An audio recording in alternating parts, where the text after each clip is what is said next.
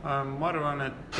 juba paar aastat on meil selline tunne, et kui keegi ei tee, siis keegi peab tegema ja me tundsime, et meie mõju on juba nii piisavalt suur, meil on üle 1 miljoni autojuhi 35 riigis, ja 30 miljonit ka klienti. Nii et me näeme, et meil on täna tõeline võimalus nende teemade peale mõelda ja samm-sammult hakata siis rohelisema maailma poole liikuma. Seda siis transpordis, mis on üks suuremaid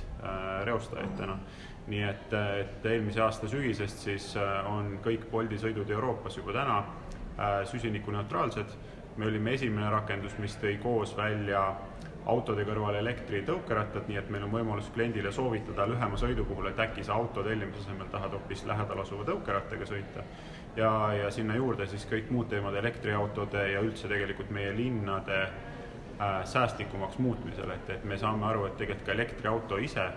ei ole probleemi lahendus, vaid tegelikult me peame läbi mõtlema kogu selle üldse, kuidas inimesed elavad, kuidas meie asumid on kujundatud ja kõik see, nii et me oleme väga avatud linnadega koos selle peale mõtlema ja siis ka vaadata, et mis saab olla meie võimalus selle lahendamisel. Et me näeme, et 5 või 10 aasta pärast on Bolt selline rakendus, mis võiks ära lahendada inimese kõik transpordi siis vajadused, alates siis lühikesest sõidust, olgu see siis jalgratta või tõukeratta või autoga, kuni siis autorendi, ühistranspordi kasutamise ja võib-olla isegi pikemaajalise, mis iganes siis muud võimalused. Nii et see on see suund, kuhu me liigume ja me näeme, et meil on siin päris suur roll just eeskuju näitamisel ja teiste kaasa kutsumisel. Rohetiigril on meil üsna suured optimistlikud ootused, et esiteks Rohetiiger alustab akadeemiaga, mis võimaldab meil iseennast harida, oma töötajaid harida ja teiseks siis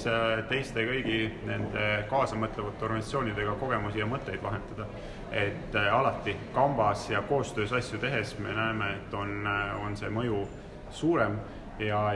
kindlasti ka kogu just see, et kui on nii palju kümned nii avaliku sektori kui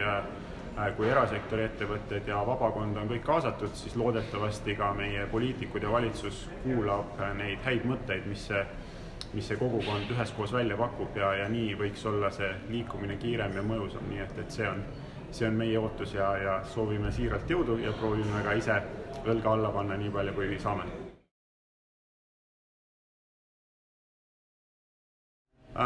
Eesti on väike riik ja meie majandus on üsna avatud, mis tähendab seda, et loodusressursse on meil pigem vähem, et natuke metsa